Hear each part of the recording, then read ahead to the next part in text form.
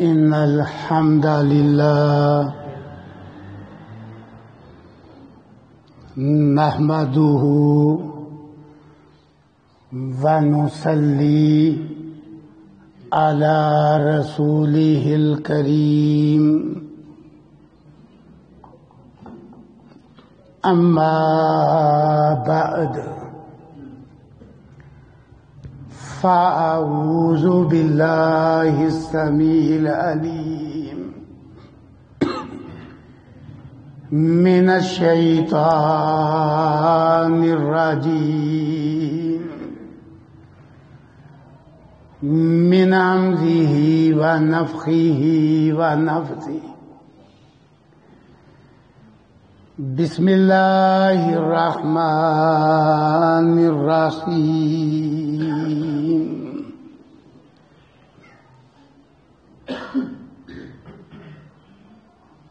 فاستبقوا الخيرات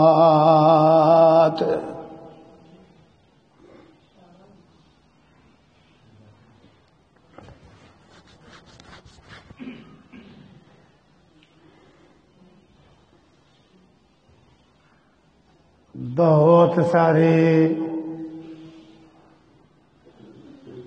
انسانی جذبات ایسے ہیں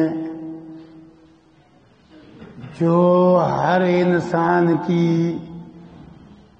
فطرت اور سرشت میں موجود ہیں.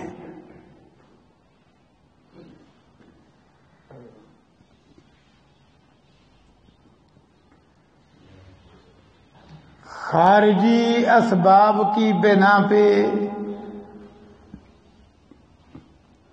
کوئی ان جذبات سے عاری و خالی ہو جائے تو یہ علیحدہ چیز ہے.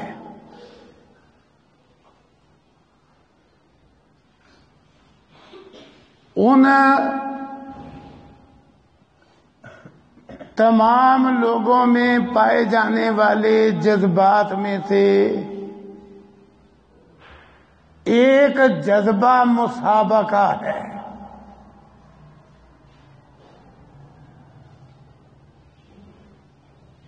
کہ ہر انسان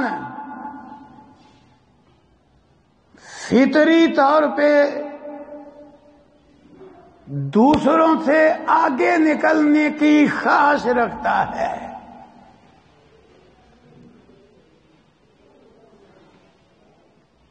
کہ میں دوسروں سے سبقت لے جاؤں، آگے نکل جاؤں.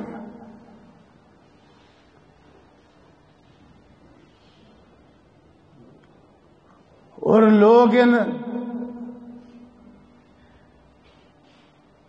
جذبات کی بنا پہ بڑے بڑے عجیب کاموں میں دوسروں سے آگے نکلنے کی کوشش کرتے نظر آتے ہیں.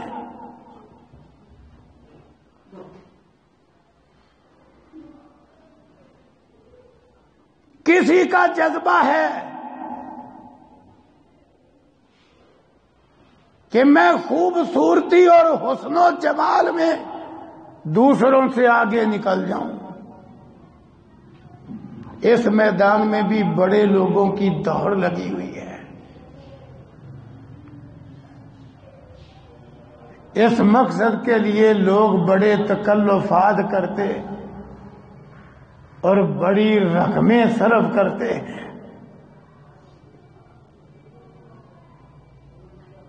اگر کہا جائے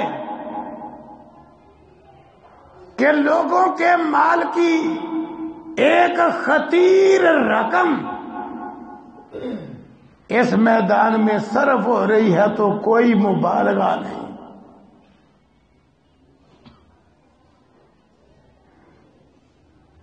اور کوئی مال زیادہ سمیٹنے کی دوڑ میں ہے. یہ نہیں کہ ضرورت کے لیے مال بڑھ جائے، نہیں. جذبات کیا ہے؟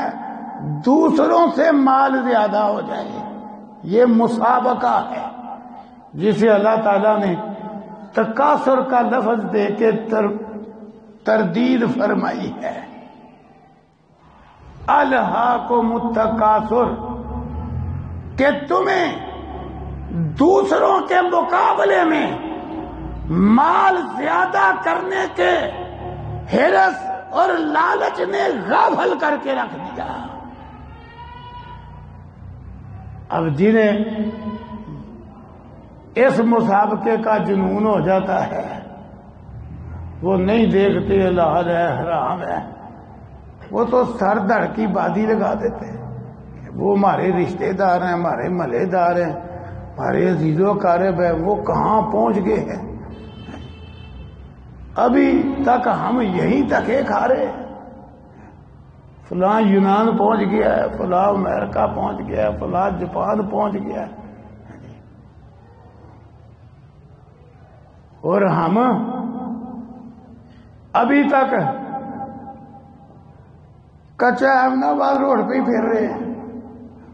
بڑا جناب جنون ہے لوگوں کو، حتیٰ کہ لوگ اس مقصد کے لیے چاند ہتھیلی پہ رکھ کے چوتھے پانچویں ملک تک جانے کی کوشش کرتے ہیں۔ کوئی راستے میں پھنسا ہوا ہے، وہ کوئی کہیں جیل کاٹ رہا ہے، کوئی بیچارہ ویسے ہی راستے کے کسی غار میں جان کی بازی ہار بیٹھتا ہے۔ یہ چند دن پہلے بھی اس طرح کا کوئی حادثہ ہوا ہے، کتنے افراد فوت ہو گئے۔ اچھا بڑا ذریعہ ہے، ضرورتیں بنیادی پوری ہو رہی ہے، لیکن جذبہ کیا ہے؟ تکاثر، دوسروں سے آگے بڑھوں مال سمیٹنے میں، یہ بھی دور لگی ہے۔ بعض لوگوں کو اس قسم کے جذبات نے رسم و رواج کے اندر مسابقے میں لگا دیا ہے کہ فلاں نے بیٹے یا بیٹی کی شادی پہ اتنا خرچ کیا ہے، ہم نے ان سے آگے بڑھنا ہے۔ اگر وہاں کھانے پینے کی 10 ڈشیں تھی، ہماری 20 ہوں گی۔ ان کا حال اگر اس معیار کا تھا تو ہمارا اس سے اونچا ہوگا۔ ہمارے رشتہ دار ہیں، وہ آگے نکل گئے، ہم نے ان سے آگے نکلنا ہے۔ وہ رسموں میں رواجوں میں دوڑ لگی ہوئی ہے۔ جن کو اس طرح کا جنون ہو گیا ہے، وہ خوشی کی رسمیں تو خوشی کی ہیں، وہ مرنے کی رسموں میں بھی آگے نکلنے کی کوشش کر رہے ہیں۔ اب مرنے کی دعوتیں شادی حال میں ہو رہی ہیں، مرنے کی، غلط تو نہیں کہہ رہا، مرنے کی رسمیں اب شادی حال میں ہو رہی ہیں، اور رنگ برنگے کھانے پکتے ہیں، مقابلہ ہوتا ہے کہ فلاں کا مر گیا تھا تو انہوں نے اتنے کھانے پکائے تھے، اور فلاں حال میں انتظام کیا تھا تو ہم کوئی رہ گئے ان سے۔ اللہ اکبر! کسی کو اس قسم کے جذبات نے دنیاوی علوم و فنون کی ڈگریوں کے اصول میں دوڑا دیا ہے، حتیٰ کہ بس وہ اس چکر میں ہے کہ میرے ڈپلومے اتنے زیادہ ہوں کہ اور کسی کے نہ ہو، خواہ ایک ڈپلوما بھی کسی کام کا نہ ہو کہ اس کی دنیا میں بھی ضرورت کوئی نہیں، لیکن بس وہ اس چکر میں ہے کہ میں ڈپلومے اکٹھے کرنے میں دوسروں سے آگے نکل جاؤں۔ نام لکھا ہو تو آگے کوئی 15 ڈپلومے لکھے ہوئے ہوں، ایم اے اسلامیات، ایم اے عربی، ایم اے سیاسیات، فلاں ڈپلوما، فلاں ڈپلوما لکھے ہوئے ہوں، دنیا میں بھی ان کی نہ ضرورت ہو نہ کوئی فائدہ۔ بڑے لوگ صرف اس دوڑ میں ہیں کہ فلاں کے بچوں نے بچیوں نے اتنے ڈپلومے کر لیے، ہم نے آگے بڑھنا ہے۔ اگر فلاں کا بچہ گفٹ میں ہے تو ہمارا اس سے کسی اونچی یونیورسٹی میں چاہیے، ایک دوڑ ہے۔ اور حتیٰ کہ لوگ ان جذبات کی بنا پہ کئی تو پھر اوٹ پٹانگ حرکتوں میں آگے نکل رہے ہیں۔ اوٹ پٹانگ حرکتوں میں کیا جی، اتنی کاروں کے اوپر سے چھلانگ کون لگا سکتا ہے؟ بتا مجھے، اتنی کاروں کے اوپر سے چھلانگ لگا کے کشمیر پتہ ہو جائے گا؟ کیوں جی؟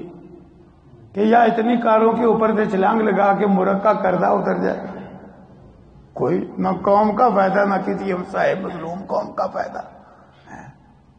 صرف کیا ہے وہ میڈیا پہ بھلے بھلے ہو جائے گی، وہ فلان ہے جناب، ہو جی اتنی کاریں چھلانگ لگا کے بول ہو رہے ہیں کہ نہیں. ابھی مقابلے دنیا میں پوٹ بٹانگ حرکتیں، حتیٰ کہ کسی کو کچھ نہ ملے مقابلے کے لیے وہ اس میدان میں ہوتا رہتا ہے کہ ہم کھا دوسروں سے زیادہ سکتے ہیں. لو جی وہ جہاں 10 بندے بیٹھے ہوں گے وہ کہے گا ہاں بھائی تم میں سے بوتلوں کا ڈالا کون پیے گا. ہاں جی جب کوئی نہیں نہ مانتا تو کہتا ہے لاؤ ہم پی لیتے 1 منٹ میں پیئیں گے ڈالا بوتل. لو جی بس بلے بلے ہو جائے، مشہوری تو لگے گی نا کہ بھائی فلاں جو ہے نا بوتلوں کا ڈالا پی گیا، فلاں اتنے کنڈے دہی کھا گیا. حقیقت ہے ہم نے یہ مقابلے کرتے لوگ دیکھے. تو انسان کی فطرت میں ہے مسابقہ، دوسروں سے آگے نکلنے کا ذوق شوق جذبہ، یہ انسان کی فطرت میں ہے. جو فطری جذبات ہوتے ہیں نا، فطری جذبات اللہ تعالیٰ نے جو دین اتارا ہے اس میں فطری جذبات کو اللہ تعالیٰ نے مسخ نہیں کیا. بڑی اہم بات میں آج سنانا چاہتا ہوں، مسخ نہیں کیا. حتیٰ کہ بعض فطری جذبات کے حوالے سے بعض صحابہ نے اجازت طلب کی کہ ہم یہ جذبہ اپنا ختم کر دیں. آپ نے نہیں اجازت دی. اسلام مسخ کرنے کی اجازت نہیں دیتا. اس طرح ایک صرف مثال عرض کرتا ہوں تاکہ بات سمجھ میں آ جائے کہ بعض صحابہ جن کے پاس شادی کا ذریعہ کوئی نہیں تھا اور خاص ضرورت سے زیادہ تنگ کرتی تھی تو انہوں نے اجازت طلب کی کہ اللہ کے رسول صلی اللہ علیہ وسلم ہم اپنی خواہش کسی طریقے سے ختم نہ کر لیں کہ نہ رہے بانس نہ بجے بانسری، کام ہی ختم ہو جائے. تو رسول اللہ صلی اللہ علیہ وسلم نہیں، کیوں؟ امتحان ختم ہو جائے گا. مزہ تو یہ ہے نا کہ خواہش پورے عروج پہ ہو اور پھر آدمی حرام ذریعے سے بچے. کامیابی تو یہ ہے. تو خواہش ہی ختم کر لی ہے تو پھر حرام سے بچ گیا، یہ تو کوئی کارنامہ نہیں.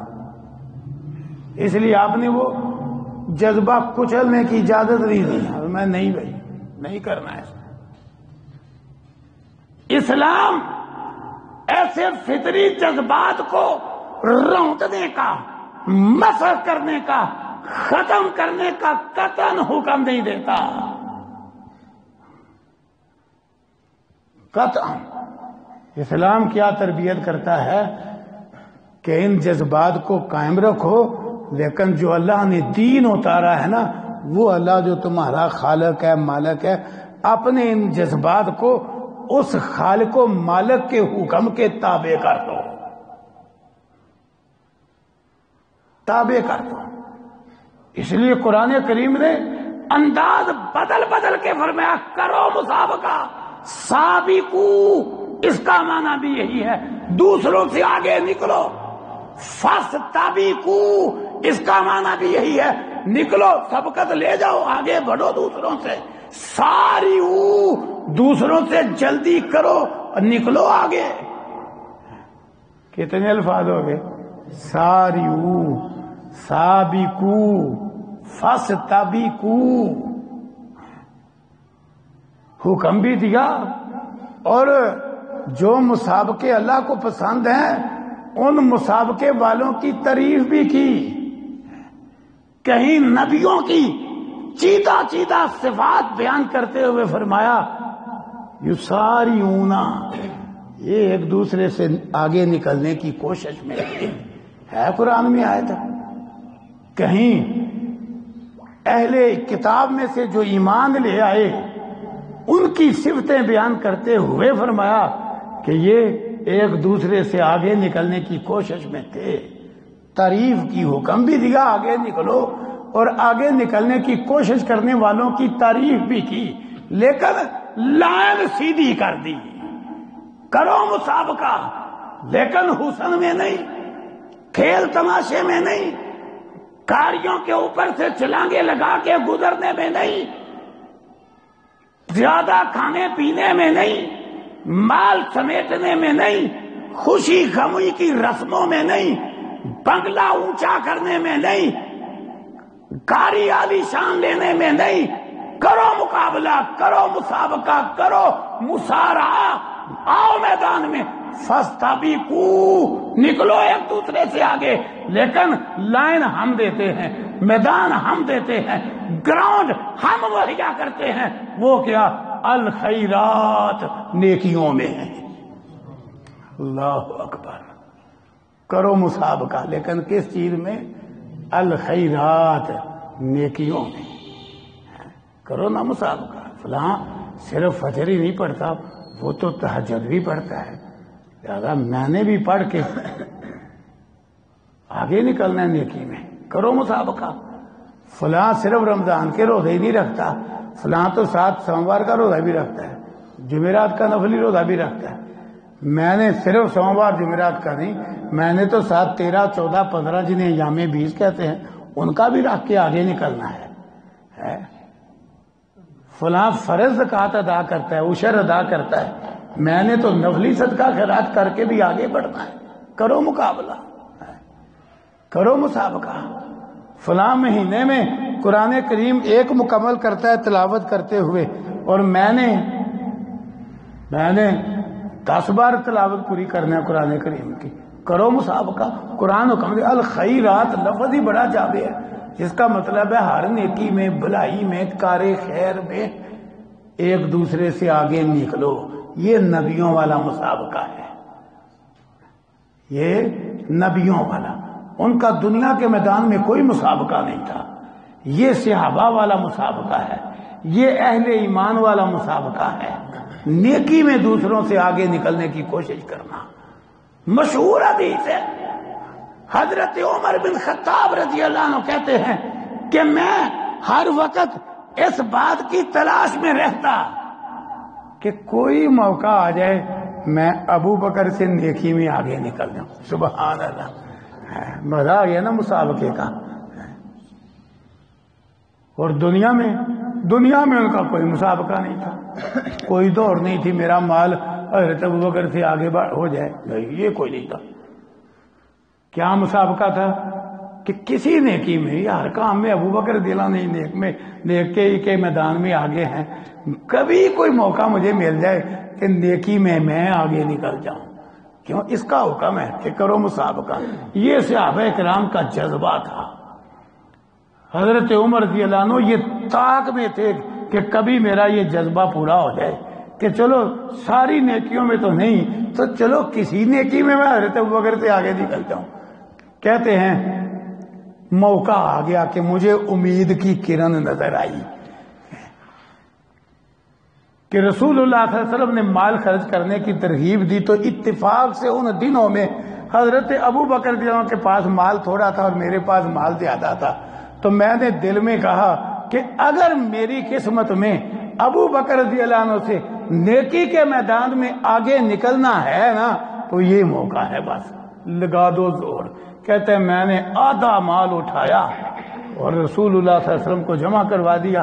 حضرت ابو بکر رضی اللہ عنہ کا وہ دیر میں تھوڑا سا مال پڑا ہوا تھا، میں دل میں کہ آج سبقت اپنی ہے، نیکی میں یہ سبقت کا جذبہ ٹھیک ہے، لیکن رسول اللہ صلی اللہ علیہ وسلم نے وہ جو لوگوں نے جمع کیا تو آپ پوچھتے بھی تھے کون کیا لایا ہے، ہاں جی، آپ نے پوچھا عمر کیا لائے ہو رضی اللہ عنہ؟ عرض کیا اللہ کے رسول صلی اللہ علیہ وسلم اللہ نے جتنا دیا ہے نا آدھا یہاں ڈھیر کر دیا ہے، آدھا۔ وہ سمجھ رہے تھے کہ بڑا ہے، آدھا میں لے کے آیا ہوں۔ ابو بکر رضی اللہ عنہ تم کیا لائے ہو؟ حضرت ابو بکر رضی اللہ عنہ جواب دیتے ہیں اللہ کے رسول صلی اللہ علیہ وسلم جو اللہ نے دیا ہے نا سارے ہی لے آیا ہوں۔ وہ گھر میں کیا چھوڑ کے آئے ہو؟ گھر کے لیے اللہ اور اس کا رسول چھوڑ آیا ہوں، شیخ کو نہیں چھوڑ کے آیا۔ حضرت عمر رضی اللہ عنہ کہتے ہیں میں نے کہا اس بزرگ سے آگے نکلنا میرے بس کی بات نہیں۔ کیسا زبردست مسابقہ ہے، اور اگر دونوں کے دنیاوی حالات پڑھو نا تو کوئی دوڑ نہیں، کوئی۔ حضرت ابو بکر رضی اللہ عنہ کا واقعہ اتنا عجیب ہے جی، ہے تاریخی واقعہ لیکن بڑا سبق آموز ہے جی۔ کہ ایک دفعہ بیوی نے کہہ دیا میٹھی شے کھانے کو جی چاہتا ہے، کہا خزانے میں میری تنخواہ میں اتنی کوئی نہیں گنجائش کہ میٹھی شے پک سکے۔ وہ بیوی نے کیا کیا، وہ جو روز سے خرچہ آتا تھا نا، تھوڑا تھوڑا تھوڑا تھوڑا بچا بچا بچا کے کئی دن لگ گئے میٹھی چیز پکانے کے لیے۔ وہ کئی دن گزار کے نا وہ میٹھی چیز کا خرچہ بن گیا، وہ میٹھی چیز پک گئی۔ حضرت ابو بکر رضی اللہ عنہ نے محاسبہ شروع کر دیا، کہا میری تنخواہ میں تو اتنی گنجائش نہیں، تو یہ میٹھا کہاں سے آ گیا ہے؟ کہا جی وہ جو وظیفہ آتا ہے نا روزانہ سے اتنا ایک طرف کر کر کے اتنے دن لگ گئے ہیں تو یہ پک گئی ہے شے۔ حضرت ابو بکر رضی اللہ عنہ نے بیت المال کے نگران کو بلا کیا کہا، وہ جتنا روز کا بیوی نے بچایا تھا نا، کہا اتنا ہمارا وظیفہ کم کر دو، ابو بکر کا گزارا ہو سکتا ہے رضی اللہ عنہ۔ اللہ اکبر، کمال ہو گئی ہے۔ حضرت عمر رضی اللہ عنہ کو دیکھو تو دنیا کے میدان میں ان کی بھی یہی حالت ہے۔ ان کا بھی ایک تاریخی واقعہ ہے، عوام کو بیت المال میں سے عوام کو گوشت روٹی کھلاتے اور خود خشک روٹی جو کی اور اوپر اچار کی پھلیاں رکھ کے روٹی کھا لیتے۔ تاریخ میں واقعہ لکھا ہے، ایک کافر ملک کا بادشاہ ملنے آ گیا، اس کو تو بڑا کچھ حیران کر دینے والا ملا۔ وہ مدینے میں آ کے پوچھتا ہے جی امیر المومنین کدھر ہے؟ وہ جہاں سے پوچھتا ہے وہ کہتے ادھر کھڑے تھے۔ وہ ادھر سے پوچھتا کہتے ادھر کھڑے تھے۔ وہ کہتا ہے امیر المومنین کے خادم ہے کہ کبھی ادھر کبھی ادھر کبھی یہاں کبھی وہاں۔ وہ بڑا حیران کہ یہ کیا ہے۔ آخر کسی نے بتلایا کہ اب وہ نا تھوڑا آرام کرنے کلولا کرنے مسجد میں گئے ہیں۔ وہ پیچھے پیچھے مسجد میں اندر داخل ہوا تو ایک ٹوٹی کھجور کے پتوں کی چٹائی پہ ایک شخص لیٹا ہوا ہے۔ یہ جا کے بندہ مخاطب کر کے کہتا ہے جی پتا چلا کہ مسلمانوں کے امیر مسجد پہ آیا ہے، میں ملاقات کے لیے آیا ہوں، تو کدھر ہے وہ؟ حضرت عمر جو لیٹے ہوئے تھے اٹھ کے بیٹھ گئے اور کہا میں ہی وہ مسلمانوں کا امیر ہوں، بیٹھو کیا کرنا ہے آپ؟ وہ مروب ہو گیا، طریق کے لفظ ہے، وہ مروب ہو گیا کہ یہ کیا بن گیا ہے۔ بے ساختہ اس کی زبان سے نکلا، دیکھا نا، نہ کوئی فوج نہ کوئی چوکیدار نہ کوئی گد بیل، بے ساختہ عدلتا فامنتا، کہا آپ نے عدل کیا ہوا ہے نا تو آپ کو کیا ڈر ہے؟ آپ بے خوف ہیں۔ لوگوں کا مال حرام کیا ہو تو پھر ایسے ضرورت ہوتی ہے دائیں بائیں تو وہ حق والے آ کے کوئی غصے میں بدلے نہ لے لے۔ کہا آپ نے عدل کیا، آپ کو کیا خطرہ ہے؟ بہرحال اس کو جو ضرورت کی بات تھی وہ کر کے جانے لگانا تو کھانے کا وقت ہو گیا تو حضرت عمر پوچھتے ہیں امیر المومنین کے ساتھ کھانا کہ عوامی لنگر میں؟ اور نے کہا جی امیر المومنین کے ساتھ۔ لو جی جو کی روٹی آ گئی، ساتھ اچار آ گیا۔ حضرت عمر کا کیونکہ روز کا معمول تھا، کوئی بناوٹ تھوڑی تھی، وہ جتنی طلب تھی کھائی۔ وہ بیچارہ ایک لقمہ منہ میں ڈالے، کٹورا پانی کا ساتھ لگائے، مشکل سے روٹی الگ سے اترے۔ وہ نا واپس جا رہا تھا تو اس نے سوچا جس ملک کے سربراہ کی یہ خوراک ہے، عوامی لنگر میں تو پٹھے کھلائے جا رہے ہیں، میں دیکھوں تو صحیح۔ ایک دفعہ پردے لگے ہوئے تھے اور عوامی لنگر کھلا ہوا تھا، وہ ایسے کر کے دیکھا تو وہ پھر کہتا ہے یہ میں دیکھ کیا رہا ہوں، عوام گوشت کے ساتھ روٹی کھا رہی ہے، تازہ گندم کی روٹی۔ ہائے ہائے، ہمارے دیکھو آج بھی تو مسلمان حکمران ہے نا، ٹرک آٹے کا آ جاتا ہے، بزرگ بھی، بچہ بھی، جوان بھی، بیوہ عورت بھی وہ قطار میں لگے ہوئے ہیں، مفت نہیں سستا اور ناکے ساٹا اور قطار میں لگ کے، اور پھر ساتھ احسان ہے کہ ہم عوام کو آٹا دے رہے ہیں۔ ادھر کیا ہے، امیر المومنین اچار کی پھلیوں سے جو کی روٹی کھا رہا ہے اور عوام گندم کی روٹی گوشت کے ساتھ کھا رہی۔ لو جی تاریخ میں بڑی حیران کن بات لکھی ہے، کچھ دیر بعد وہ پھر ملنے آ گیا حضرت عمر سے، وہی کافر بادشاہ۔ وہ اتفاق سے بیٹھے بیٹھے پھر کھانے کا وقت ہو گیا، حضرت عمر نے حسب معمول پھر پوچھ لیا امیر المومنین کے ساتھ کھاؤ گے کہ عوامی لنگر سے؟ اس کو پتا تھا، وہ کہتا ہے نہیں جی عوامی لنگر سے کھائیں گے۔ وہ اٹھ کے نا وہ جا کے عوامی لنگر میں داخل ہو گیا، بادشاہ ہو گیا کہ یہ پھر ٹھیک ہے یہ کھاؤں گا، کہ وہ گوشت روٹی ہے، امیر المومنین کے ساتھ تو اچار سے خشک روٹی کھانا پڑے گی۔ وہ کہتا ہے نہیں جی عوامی لنگر سے کھائیں۔ کمال ہو گیا۔ یہ دیکھو یہ دونوں کی دنیا کے حوالے سے کیا سوچ ہے، لیکن نیکی کے میدان میں ان کی دوڑ لگی ہوئی ہے۔ حضرت ابوبکر کے جو جذبات بھی اسی طرح کے ہیں، کہ رسول اللہ صلی اللہ علیہ وسلم فرماتے ہیں، صحیح البخاری میں لکھا، آپ نے فرمایا اِنَّ لِلْجَنَّةِ ثَمَانِيَةَ أَبْوَابَ، جنت کے 8 دروازے ہیں۔ کسی دروازے کا نام باب الصلاح، جس نے کثرت سے نفلی نماز بھی پڑھی باب الصلاح سے پکارا جائے گا، کثرت سے زکوٰۃ کے ساتھ نفلی صدقہ بھی کیا باب الصدقہ سے بلایا جائے گا، کثرت سے میدان جہاد میں اترا باب الجہاد سے پکارا جائے گا، کثرت سے نفلی روزے رکھے باب الریان سے پکارا جائے گا۔ اس طرح آپ دروازے بیان کر رہے ہیں تو حضرت ابوبکر رضی اللہ عنہ عرض کرتے ہیں اللہ کے رسول صلی اللہ علیہ وسلم دیکھو مسابقہ کہاں ہے ان کا، ان کی نظر جنت میں ہے کہ جنت میں اونچا درجہ ملے۔ کہتے ہیں اللہ کے رسول صلی اللہ علیہ وسلم گزرنا تو ایک ہی دروازے سے، آپ دیکھو کئی مسجدوں کے 3 گلیوں میں دروازے ہوتے ہیں، جو نمازی بھی آتا گزرتا تو ایک سے ہی ہے، ایسی ایسی مسجدیں ہیں، شاہی مسجد ہوگی، کتنے دروازے ہیں، پر بندہ گزرتا ہے ایک دروازے سے۔ کہا جی گزرنا تو ایک دروازے سے ہی ہے، لیکن کیا ایسا خوش قسمت ہوگا کہ آواز 8 دروازوں سے پڑے کہ باب الصدقہ کا دربان آواز لگا رہا ہو، او جنتی مہمان ادھر سے میرے پاس سے گزر کے جاؤ مجھے خوشی ہوگی، باب الصلاۃ کا دربان آواز دے رہا ہو میرے پاس سے گزرو، باب الجہاد کا دربان پکار رہا ہو میرے پاس سے گزرو، باب الریان کا بھی دربان آواز دے رہا ہو وہ میرے پاس سے گزرو، جناب خوشی ہوگی ہے۔ وہ ہر کوئی آواز دے رہا ہو کہ آپ کی ٹھاٹھ اتنی ہے کہ آپ میرے پاس سے گزر جائے تو میں سعادت سمجھوں گا۔ ایسے بھی ہوگے کہ آواز 8 دروازوں سے پڑے۔ سوال ایک تھا، رسول اللہ صلی اللہ علیہ وسلم نے جواب 2 دیے، جذبہ کیسا تھا، جواب 2 دیے۔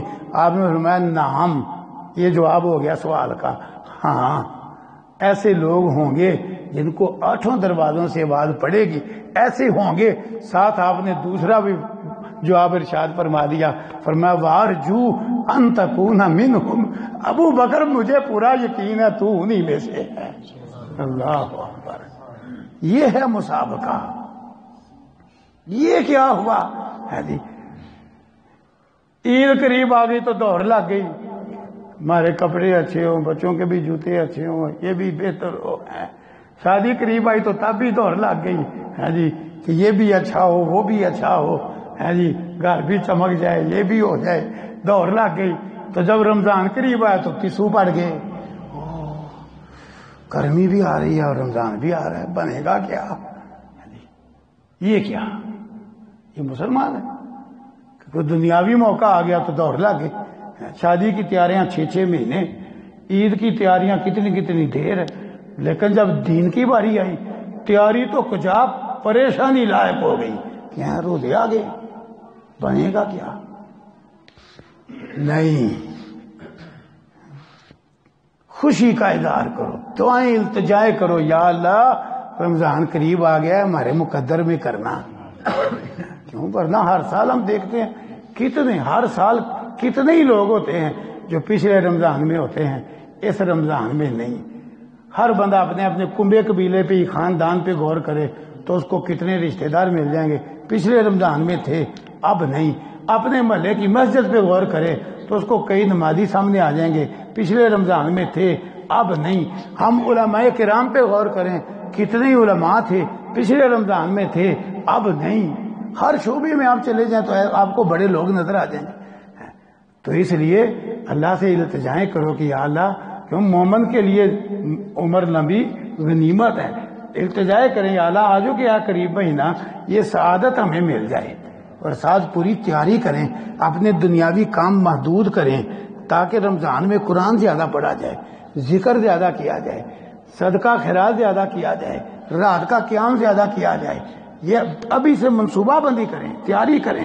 رسول اللہ صلی اللہ علیہ وسلم تو کئی طرح سے تیاری کرتے، ایک تو آپ صلی اللہ علیہ وسلم شعبان کا مہینہ جتنے نفلی روزے رکھتے آپ اتنے اور کسی مہینے میں نہیں رکھتے تھے، یہ رمضان کی تیاری تھی، تیاری۔ آج کیا استقبال رمضان کا روزہ رکھ لیا 1-2 دن پہلے، وہ منع ہے، وہ جائز ہی نہیں۔ پورا شعبان آپ روزے رکھتے چند دن بس چھوڑ کے کہ عادت پڑ جائے، تاکہ رمضان کے اندر جب روزہ رکھے تو عادت بنی ہوئی ہو، بوجھ نہ پڑے، تو رمضان میں 7 نیکیاں کما لی جائیں۔ آپ اس طرح تیاری کرتے، اور دوسرا آپ تو ایسے ایک دن گنتے، صحیح البخاری میں اما عائشہ رضی اللہ عنہ کہتی ہیں رسول اللہ صلی اللہ علیہ وسلم کسی مہینے کے دن اس طرح نہیں گنتے تھے جس طرح شعبان کے دن گنتے. کس لیے؟ رمضان کے لیے. لو جی 20 دن رہ گئے, لو جی ماشاءاللہ اب 15 دن رہ گئے, لو جی 10 دن رہ گئے, لو جی 5 دن رہ گئے. آپ نے تو یہ نمونہ پیش کیا. آج امتیوں کی اکثریت کو پیچھو پڑے ہوئے ہیں کہ رمضان آ گیا, بنے گا کیا؟ ہمارے شیخ عبد المنان نور پوری رحمہ اللہ, ان سے کوئی بیمار بھی پوچھتا نا کہ جی میرے لیے کوئی گنجائش ہے, تو وہ کہتے پہلے ہی نہ گنجائش پوچھو, رکھو نا, مرنے والے ہو جاؤ گے تو پھر پوچھنا, اور زیادہ سے زیادہ اتنے ہی ہے نا کہ بندہ مار ہی جائے گا نا, تو پھر کیا ہے جو دیکھیے حالت میں مر جائے.